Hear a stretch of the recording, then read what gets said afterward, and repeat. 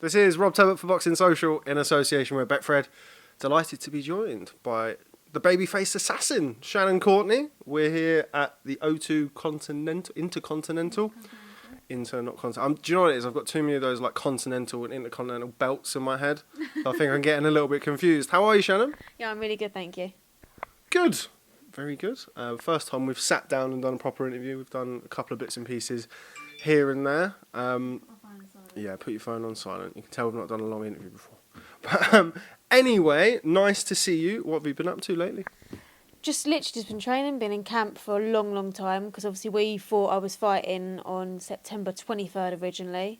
So I've been in camp for a lot longer than normal. And then the dates got changed about 6 times. Then we got told the 2nd of November, then we got told the 26th of October, then we got told the 23rd of November, and now we're here fighting on the 26th of October again. So yeah, I've just been training, keeping my head down, behaving myself. When you have dates like messed around like that and kind of pushed here and 2 weeks here and 2 weeks there, how does that affect your training? It doesn't really affect my training. To be honest with you, it affects your mentality, because you think, right, I've got to peak at a certain time, I've got to eat this, I've got to tweak my nutrition, I've got so and so. Then they tell you, actually, you're fighting in 6 weeks. You think, oh, I'll slow down a little bit, I don't want to push myself too much. And they say, actually, now you're fighting in 3 weeks. So you have to change things. Your nutrition is changing a lot, obviously, because you don't want to cut calories too early or then not cut enough. So that's been a little bit annoying. But everything's gone good. I've had the most sparring I've ever had, purely because I've been in camp for longer than normal. So it's been a good camp. I've learned a lot. My body's physically changed a lot. Been doing a lot of explosive work, a lot of legs, working a lot on my legs as well. So my legs are a different shape now. I've hurt a lot during camp. I've moaned a lot during camp, but no, it's been good. Are you the type to moan during camp? I mean, you're full of a gym full of kind of budding, young, strapping professionals. Who's the biggest moaner? Is it you? No, do you know what? We all just get on with it, to be honest.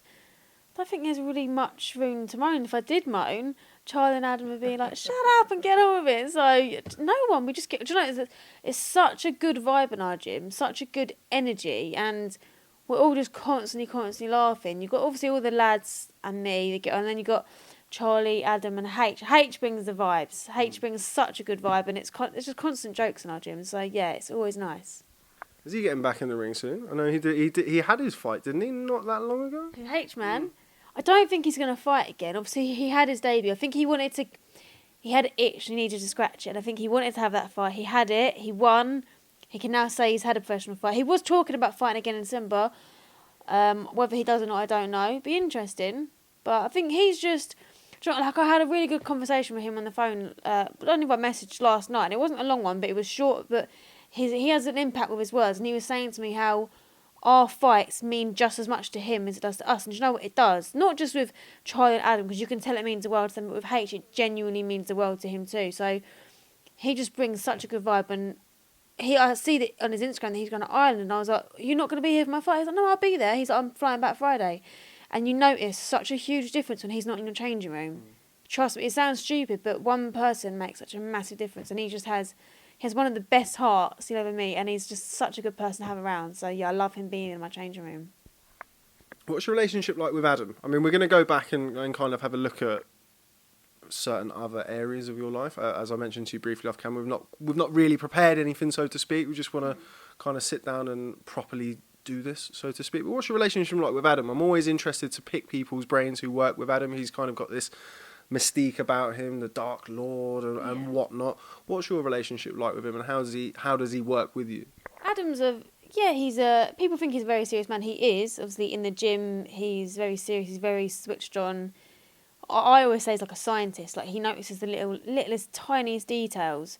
But then the devil's in the detail, and them little things make a massive difference. You know, I work mainly with Charlie, and then Adam will see little things, and he'll tweak little things with me, and he'll do things, he'll tell me certain things to look at or change in sparring.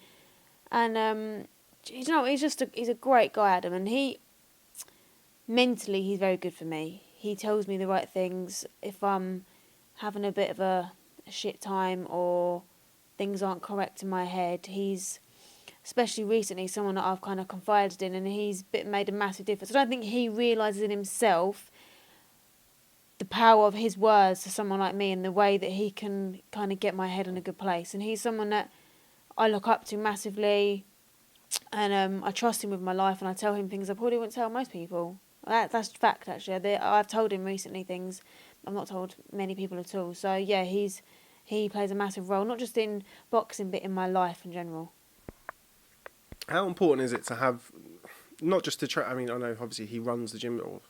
He's kind of the figurehead of the gym, so to speak. But how important is it to have somebody like that? But you can also confide in them, because I mean, people kind of forget the fact that when you go into the ring, and admittedly, I mean, Charlie takes care of you a lot of the time. But how important is it for you to have that kind of relationship that's not just trainer and fighter, with somebody who's looking after you? Oh, it's massively important. Like, I'm very close to Charlie as well. Like, me and Charlie just constantly have banter and stuff, and I'll probably tell Adam things that are more deep or personal, whatever, to Adam, because I don't know, because I have the back. Charlie, I love training with Charlie because I can go in there, and if all the worries go, and you could just. But I learn so much from Charlie, and you know what? He's put in so much time and effort into me, and he's a dad. He's got 3 young kids. He's got 2 jobs. He's a fireman. No one realises that Charlie's a fireman. He's just started up London Fire Brigade Boxing Club Amateur, which he's spending a lot of time doing, which is going to be a fantastic project for him. Yet he comes to the gym early, an hour early every day, just to work with me one-on-one for an hour before the rest of the gym gets there, before like Charlie, before like Joe, Josh, Adam, Mick, everyone else gets there. So they put a lot of time and effort into me, and yeah, I can't express how appreciative I am of it, because what they're doing with me is amazing, and I'm blessed to be in the camp I'm in, and to have them spend the time. Even little things like Charlie had a meeting not last Friday, the Friday before, as a fireman. He had a meeting for his new club. He moved it so he can come to my spine, then he travelled all the way into South London to come to my spine. You know what I mean? Little things like that go a long way. So I'm truly, truly grateful. So that's where you are now.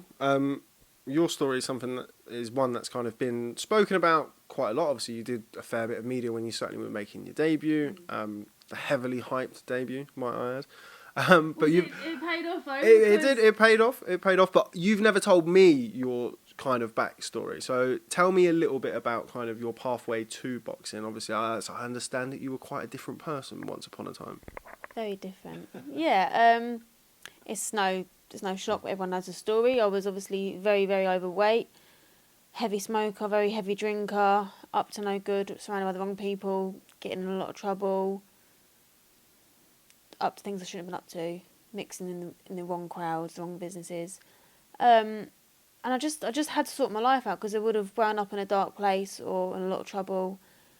And yeah, I'm just thank the Lord that I found boxing, and I'm quite religious now as well. I go to church, but I don't go to like these Sunday masses where there's like the crowd, like everyone's there and they're telling you what you should and shouldn't believe. I like to go to church when it's no one's in there, have my 15-20 minutes on my own, have my own thoughts, believe what I believe, have my own inner peace, and then leave again. Do you know what I mean? But no, life's a lot different. I don't know where I'd be without boxing. People say, don't you worry that, especially, God bless his soul, that Patrick Day that just recently passed, people say, doesn't that worry you? Like that could happen to you, or you could get injured. And I think, believe it or not, I'm safer now boxing, doing what I'm doing now, than what I was doing years ago. I'm safer now, and I'm getting punched in the head for a living. So it's changed my life for the better. It's impacted me for the better. It's impacted my family for the better. And I wouldn't change it for the world. I think that's an important point. It's something that Adam Smith mentioned yesterday. I mean, boxing, while obviously we've had these tragedies and nobody wants to see them, particularly this year, there's been an abundance. It does save a lot more lives than it ultimately, costs. Why did you pick boxing? It seems to me like if you're kind of it's a story as kind of as old as time, like people who go down the wrong path and then they find something like boxing.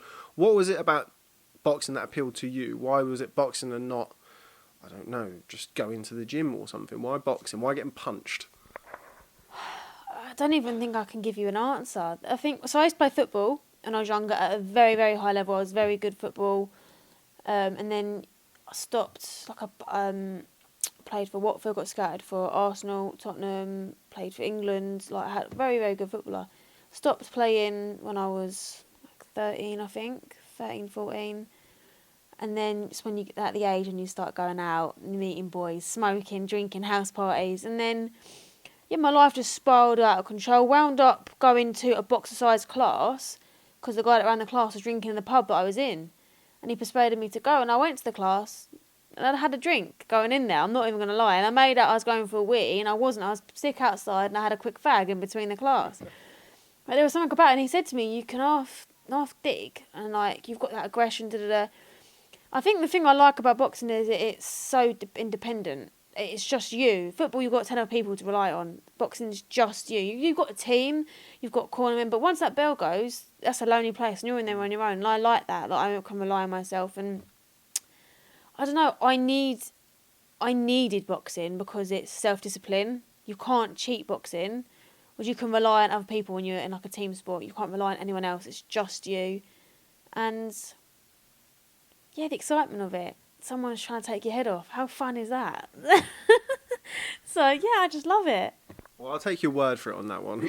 I'm sure there's plenty of people who like to take my head off. But anyway, what did your parents say? I mean, you said you went down the Stark Road and your parents were worried about you, or your family was worried about you. What was their thoughts when you initially made kind of the foray into boxing? So my mum, when you say parents, I've got a mum and a stepdad. My dad's not around.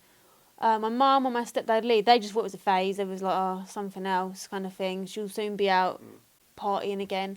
And they kept seeing me getting up every day, going for these 5 in the morning runs. And I wasn't smoking. I wasn't going out every night. And I was eating like chicken and veg, not kebabs every night. And I was coming home every night. I would go out partying for days on end. And I was coming home at a reasonable time. I was turning up to work every day. Because I used to work for my mum. And she sat me like, I don't even know how many times. And I'd purposely play up on a Friday to get sacked for the weekend and then be like, Mum, I need my job back by like a Monday, Tuesday. So she see it, and then she wasn't sure. She was like, oh, I'm not going to let you fight. And I was like, you ain't got a choice, really. And then she see the difference I making. I started winning. I lost so much weight. All of a sudden, I'm in papers for winning like amateur titles so early on. I remember the Haringey Box Cup final. It was like my 7th fight, and I rang and I was like, I've got Scotland in the final, which is really good. And she was like, you've done amazing already. She's like, just the fact that you got there. And I remember ringing her, crying. I was like, Mum, I've just won like a gold in my 7th fight. And she was like, what? And I was like, I've got to go because the BBC want to interview me. She was like, hold up. Then you start getting deliveries at the door, people sending you free stuff. And she was like, this could be a thing. Yeah. And then before you know it, I'm winning. I'm travelling around like to different countries, fighting. And then I start talking to Adam Booth. And then all of a sudden I'm ringing. I'm like, I've just handed my notice in at work. I've just signed with Eddie Hearn. And it was just all got a bit out of hand. But she'd never watched me box. Until my debut, my mum had never, ever watched me fight. So she come and she was a bit like, she didn't know what to do. My sister Harriet cried the entire time, I thought. She's only 12. She felt sorry for my opponent, not for me. Called me a bully. My stepdad is not into boxing at all. He's not into sports. No one of my granddad and my uncle are into boxing, but that's about it. So to them it was all a bit shock. But now, my mum couldn't be prouder. My mum's come in to watch her daughter who was going off the rails. We didn't know where I was going to wind up a few years ago. She's now coming in 2 days' time to watch her daughter fight for the 4th time this year at the O2 Arena. Come on, like I've turned my life around, and for her to see that. And she's not had an easy ride, my mum. Neither of us have. I didn't have the greatest start to life. Let's just say it that way. So for her to see this is amazing for her. I'm just, to make her proud is everything. It's interesting you say you used to work with your mum and you had that kind of friction between you when you were doing it, because you were obviously out doing things that you shouldn't have been doing. I actually used to work with my mum and something very similar. What was the dynamic like, and what was your relationship like then, and compare it to what it's like now? Awful back then. So my mum used to run chains of pubs, and then I was working behind the bar for her, and I was constantly turning up late or drunk or not turning up at all or leaving early, or I'd have the pub would always be busy when I was on shift because everyone would want to come in and drink with me. But she was always like, I'm not appreciating, like, believe it or not, I know the way I talk, I'm common as muck. My mum is posh, right? She speaks so well, and she'd be like, I'm not happy with the way you're handling yourself, you know, your lifestyle's atrocious, you're eating shit, you're smoking, you're drinking, I don't see you, you don't come home, you're always out partying, I don't know where you are sometimes. And I was just ignorant to the whole thing. I didn't ever take her feelings into consideration. She'd ring me, bless her, at 4 or 5 in the morning, like, Shannon, where are you? Or I wouldn't answer. Or I'd be like, I'm just out, I'm with Holly, I'm with Hannah, I'm with Sophie, and then I just wouldn't come home. So it was horrible for her. Now I look back at it, I put my mum through hell. And if I was a mother, I've got a baby sister who's 12 years old. If she did that to me, I would put a tracker on that kid and find her. Like, I would follow her. So I think I've grown up a lot, especially with my dad not being around. She didn't have it easy, bless her. So she was trying to raise me and my brother. And we weren't the easiest of children. We were like a little tearaways, a little way. Then my stepdad Lee came along and he helped out a lot. So my relationship with her now is amazing. Amazing. We didn't really used to talk when I was younger, but now I go to her for everything. Well, that's great, and that's another small example of kind of not only just boxing, but boxing is the example in this case of how it can change not only your life but your relationships. Yes. Did you ever watch boxing when you were younger, or was it just literally a case of you went to a boxercise class and thought, oh, this was all right? So the first time, this is weird, okay? First time I actually watched boxing like on TV was fireworks night, however many years ago, and I was working. I was 16, right? I shouldn't have been behind the bar, but I was. And I was working with Katie, who's one of my best friends, which was also my auntie, my step-auntie. We was behind the bar having the best night, and then my mum put on a firework display, and the pub was rammed. And then everyone started leaving, and we were like, where are you going? They were like, oh, we're going to watch the boxing. It's at this other pub. And we were like, well, we'll just get it here. But you know how you pay like pay-per-views, £20, whatever it is, in a pub, because you've got a public licence, it's like over £200 once. My mum was like, okay, we'll put it on here. So I'm pulling the pints, I'm behind the bar, I'm having a drink, whatever, and I'm watching the TV, and it was David Hay versus Valleywith. Yeah, I was thinking it. I wonder if that was a fight. With Adam Booth in the corner. And now I wound up with Adam Booth like as one of my coaches. So that's very bizarre to me. And then obviously I was interested like in watching it because I was more interested in the size difference. I was like, is this like a bionic man? Is he genuine? And then obviously years went by, and then I wound up randomly at the Billy Joe Saunders fight at the Copperbox Arena, which I then wound up having my debut at. But I've never really watched boxing. Like when I went to Finchley, someone introduced me to Roberto Duran, and that moment I fell in love with boxing. I mean, I was enjoying hitting the pads, and when you just start out, you think you have to hit them as hard as you can. That's all you got to do in boxing. You don't realise the slickness, the skill, the defensiveness, the footwork, the head movement, the loose spine, everything else. Watched Roberto Duran, and I was like, I was embedded in it. I was like, wow, and I couldn't stop watching him. Went home, studied him and Sugar Ray, and then I just become obsessed with boxing, and it's just gone on since there. What's your favourite Roberto Duran fight? Sugar Ray Leonard, the first fight. People would obviously go for like more obvious fights where he's got fantastic knockouts, or fights against like, I don't know, Iron Buckley or Moore, David Moore or something like that. But just because the such high level skill, because it wasn't an easy fight between him and Sugar Ray. They were both. That was an amazing fight. I can't bear to watch the Unamas fight, the second fight, because that breaks my heart. And I can't bear to watch the... Sorry to interrupt. What do you think happened in that fight? There's a lot of talk about kind of who, or like what Duran even come out and he said he had stomach cramps, he had this, he had that. Then, there's people who say, no, you just quit. What's your feeling on the whole situation? I'm like the biggest Duran fans. There's no denying that he did quit because he did. But Sugar Ray timed it perfectly. Yeah. He waited for him to go back to Panama to celebrate in the mannerism that he could celebrate. Eat all them steaks, drink all that drink, gain the weight that he gained, then offer him so much money that you can't refuse the rematch, but you've got a hell of a lot of weight to get down. So his camp was spent draining the weight, not working on skill or the new Sugar Ray that's going to apply himself differently. And I think going into the first fight, Sugar Ray's mind wasn't there. He allowed Duran to live in his head rent-free, and he did, and he controlled his mind. If you read Sugar Ray's book, it's fantastic to hear how he looked at it. Second fight, timing was all wrong for Duran. Mindset was all wrong. And going into a fight, mind is the biggest thing. I don't care what anyone says. Your mindset, if it's not right, it's no point. So I think a lot of it was mindset and perfect timing for Sugar Ray, but he knew that's why he wanted the rematch immediately. Have you seen I I Am Duran. It's the latest documentary. What did you think to that? I actually went to the premiere of that.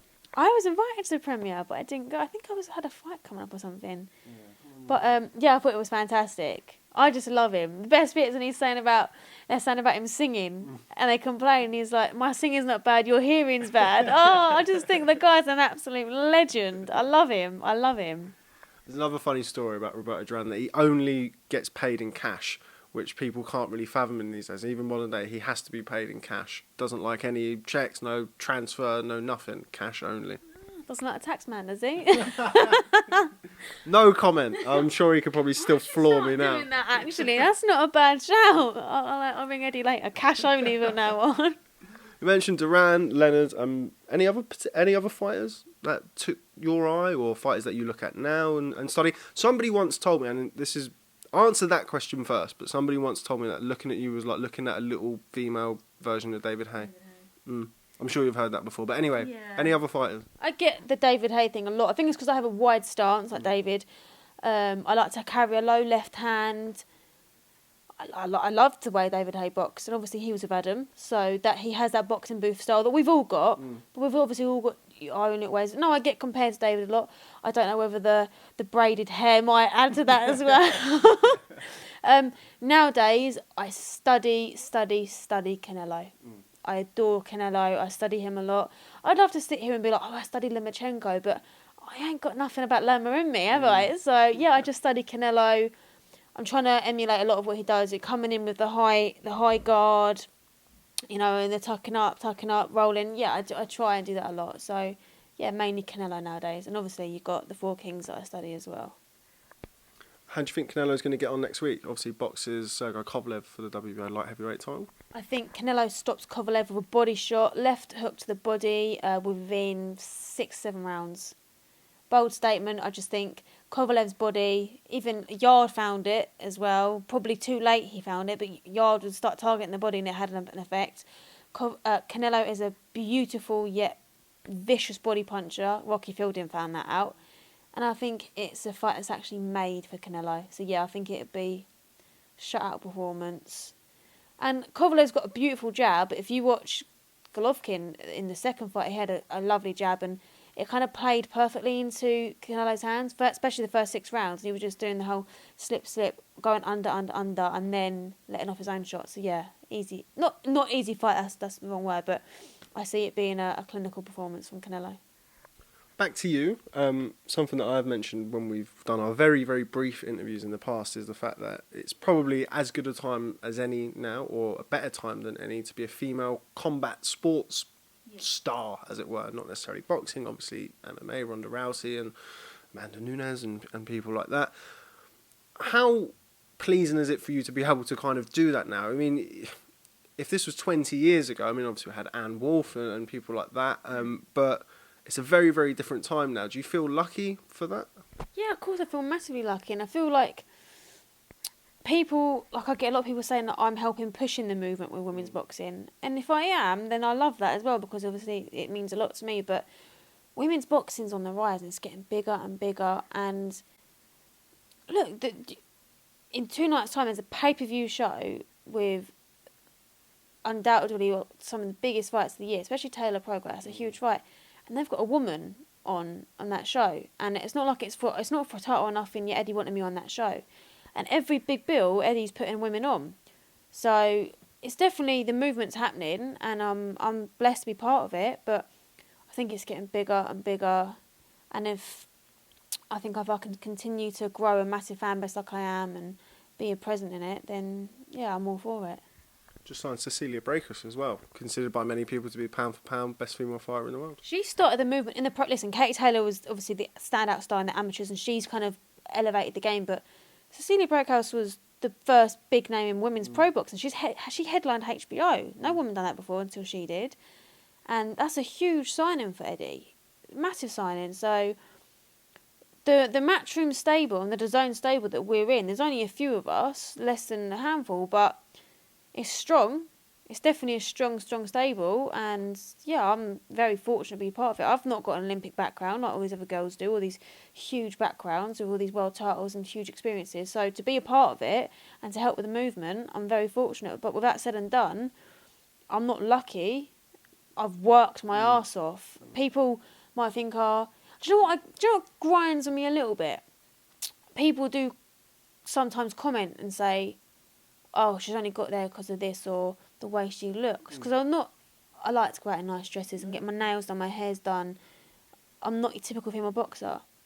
Let's get one thing straight. I worked my arse off to get here. Before I turned pro, I had a job and I was getting up at 4:30 in the morning, going running for 5 in the morning for 5 miles, 6, 7 miles every day, then doing a full day at work as a chef, running around working my arse off, going home, having a shower, going straight back to the gym, not getting home till 10, eating dinner in my car every single night. Never sat with no one at a table. I sat in my car, ate dinner every night after training, come home, did the same thing. Worked my arse off to get where I am, so I'm not lucky. I've not earned it because I didn't go to the Olympics, but I've worked my arse off to get here, so no one can ever take that away from me, ever. And I'm still working my arse off every day to make sure that I prove them people that may doubt me wrong. And when I am a world champion, I'll silence them people. But right now, I'll keep my head down, keep doing what I'm doing, and I'm blessed to be where I am. Straight on from here. You mentioned that, and our viewers and certainly some of your fans, from what I've seen from some of your interviews with Coogan and some of your social media posts, they're all very aware that you don't look like the conventional boxer. As you say, you're sat here now with a face of makeup, you've had your hair done, you've got your nails done, you're looking good. My girlfriend won't watch this, it's fine. Does it... Yeah, I know, imagine. Yeah, I'll have to get back on track. I'm just thinking in my head that she's going to hit me. Does that kind of what's that like for you? Because obviously you're in kind of it is a male-dominated sport. There's no way of getting away from that. Even in this kind of sort of modern PC world, it is still very much a male-dominated sport. What's that like for you to have kind of the other side of it, as it were, and be like a feminine fighter, as it were? Not to say that certain other female fighters aren't, but you kind of wear it on your sleeve, as it were. Yeah. What's that like for you? Yeah, it comes with its difficulty because some people be like, well, she shouldn't be doing this or she shouldn't be doing that. A woman that looks like that shouldn't be fighting. Listen, once it's fight day and my hair's braided and my makeup's off and whatever, I'm a different person. When it comes to sparring, when I'm in the gym, I couldn't give a shit about what I look like. I'm a different person. But just because I'm in a male-dominated sport and I'm in a fighting sport doesn't mean that I can't, when I leave the gym, go out and be a normal girl. I am just your average normal woman. I like getting my nails done, my hair done and stuff. Like, it's fight week, my nails are done. They're constantly done. Yes, okay, they're short of a fight week because I broke my nails in my debut. Lesson learned. But, and do you know what people say to me, oh, my daughter started boxing because of you. And she's a little girly girl, but she saw you doing it. So now it's okay. Like, you're a father to a little girl, aren't you?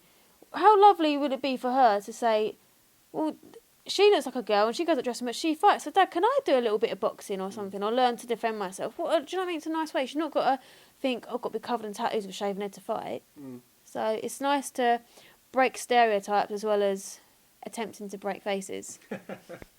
I like that. Do you remember the first time anybody reached out and kind of said that to you? Or when they were like, oh, my daughter, or even themselves, don't even need to have taken up boxing, but with your story being the way it was and kind of you having the issues that you had in the past and boxing being a big part of kind of your change really and how you've turned your life around. Do you remember the first time somebody kind of came up to you and said, because of you, I've done this? Do you remember?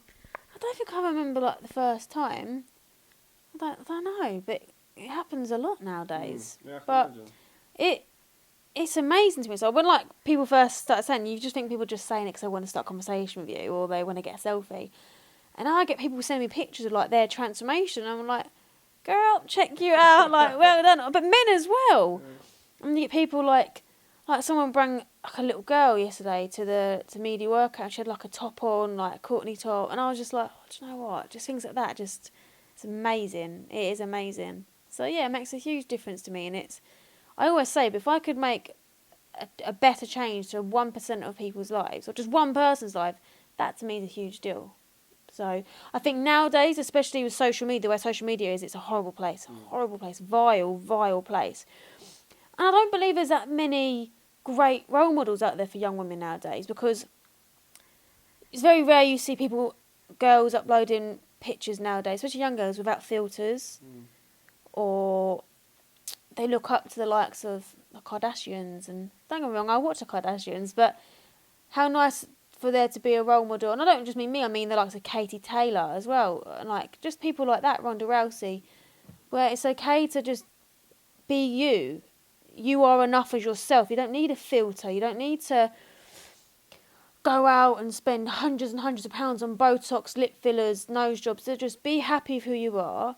Be content. The only opinions that matter from the people that matter, and just enjoy your life. This is a great way to be. And to have a nice role model in your life, I think it's great, because I never had no role models growing up. No one. So I think it's a good way to be. Do you feel at all that you're treated differently in the sport because you're a woman? Not necessarily by people in the sport, whether it's by fans or otherwise. Does that ever happen to you? In what way do you mean differently? In what way? Anyway, really. Try and think of an example off the top of my head. I can't. Just do you have any instances where you feel that things would be different, or you would be treated different if you were a male fighter as opposed to a female fighter? Yeah, people obviously tiptoe around certain things because I'm a woman. One thing that really annoys me is I'll put like on Twitter or Instagram, if I've got a fight coming up, tickets, what do you want, because I'd sell a lot of my tickets to like my friends, whatever, or my fans on Instagram, Twitter.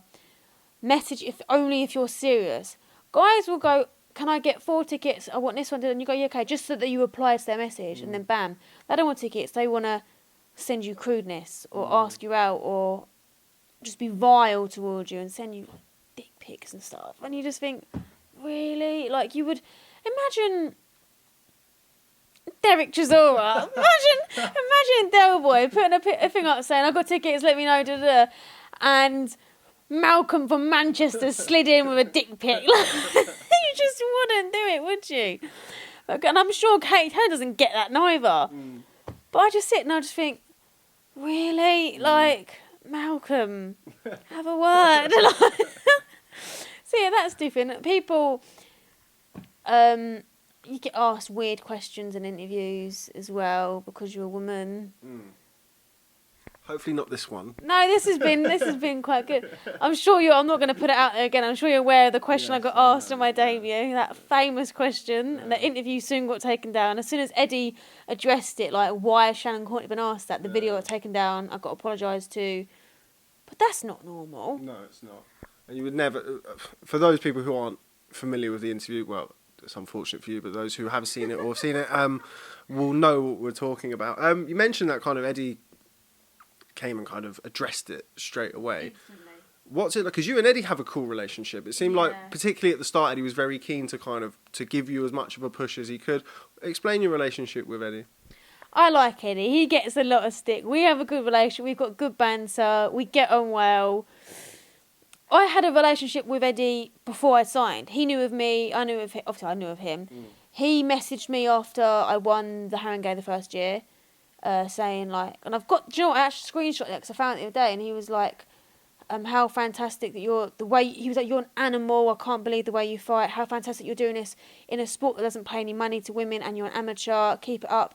And he would always keep in touch with me, little messages here and there, and we'd always have banter. So I've got a good, like, you see, like, I've done an interview with him yesterday at the media workout, and we fly off each other. He's a great guy. He pushes me, he wants me out there. He's got me on 4 massive shows now. Not many people, especially women, that have boxed the O2 twice in 4 fights, Copper Box Arena and Your Call Next Gen. They're 4 big shows. So yeah, Matchroom, and he admitted live on Thingy yesterday, Matchroom's got a soft spot for me, so which is great. I'm still trying to get above Katie Taylor because he's like adores that woman. I don't think I'll ever get there. I don't think any fighter actually, maybe AJ. I don't think anyone will ever top Katie Taylor. He's like, he adores her, but I can't blame him. But nah, Eddie's a great guy. Got to love Bazza as well. Still trying to get Bazza to adopt me. But nah, I get on with them. I think they're great. How much further do you think female boxing has to grow? I mean, I think it's fair to say that the divisions aren't always as deep. No, but again, you kind of put that into perspective of the amount of female professional fighters there are in the country compared to the men. How far do you think it's still got to go or still got to grow? It still has to grow. About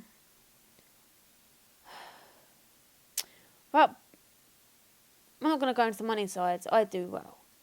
But I see some women who don't do well, say that are fighting on the smaller hall shows, and they don't do as well. And I think we go through the exact same as the men. Well, that's a lie. We don't obviously do 3-minute rounds, 2-minute rounds. But I think the pay is different. Most women don't get any airtime. And if they do, they get little airtime. They're not noticed as much off fight night as, like, you know, the interviews and stuff. Unfortunately, I get all that. And people want to do interviews. And I'm at the press conferences and the media workouts. And they get a lot of attention. It's still got a lot of growing to do. I think there's some big personalities that are helping bring it through. But it's growing. You know, like women's football's slowly growing as well. In time, it will never be as big as the men's, and it shouldn't be, because it is a male-dominated sport, and you're not going to have a fight night pay-per-view with all women. I don't think that will ever happen. But it's slowly building. I think we just need to appreciate that it is building and it's getting bigger, and just appreciate the here and now. People are so quick to moan nowadays, and you get women who are like, oh, equality, and I'm not all up for that, but we're getting places we never got before. So appreciate the movement, be grateful for the movement, and let's keep pushing it. Don't sit there demanding more when people are then, you're shoving it down the public's throat, and it's almost going to make them turn away and be like, right, now you're doing, let us slowly appeal. Because I still get people slowly now being like, actually, I watched you fight, and you fight like a man, and it was quite nice to watch. Like, I was intrigued. So we're slowly turning people's opinions, especially the older fashioned people. But let's not ram it down people's throats. Let's keep doing what we're doing and slowly building it, because it's getting bigger. Let's just appreciate the here and the now. You mentioned the rounds, the 2-minute rounds. Pretty much every female fighter I speak to, when I mention the rounds, they all say they want to do 3-minute rounds. Are you the same? I'd love to do 3-minute rounds. I would adore to do 3-minute. I do 3-minute round sparring. I would love to, because you can. It's hard in 2-minute rounds. Once you've hurt them, you've got to finish it there and then, because they've got not long to, they're back in the corner. They can recover and tuck up for like another half a minute, and then the bell's gone. It's hard to plot things, to come up with a good game plan when the 2-minute rounds, they go so fast. Obviously, people aren't aware of the obvious reasons for the women 2-minute rounds. We hold a lot less water than men, which means we get dehydrated quicker, which means there's less fluid to the brain, which means more chance of brain injury. That's one of the reasons. There's more. Obviously, women do less thingies in tennis as well, don't they? I would adore 3-minute rounds. I can guarantee if I had 3-minute rounds, I would have more stoppages on my record. Definitely in my debut, I had her hurt so many times. That Bulgarian girl that had her chin like a Nokia 3310. If you would have given me that extra minute, I'd have got her out there in round 1. I'm not being cocky. There's no doubt about that. So yeah, it's annoying, but I don't think it's going to change. For health reasons, I don't think it's going to change. If it does, I'm laughing. I appreciate this might be a difficult question to answer now, because you're not even right in the middle of your career. You're still at the start, certainly as a professional. Where do you see yourself after boxing? Have you allowed yourself to kind of think that way? Have you thought about the future after boxing? I'm going to go to Saudi Arabia and do WWE. No, I'm joking.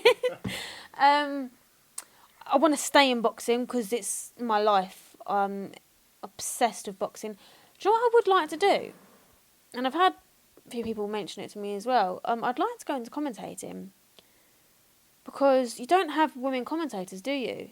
And I like...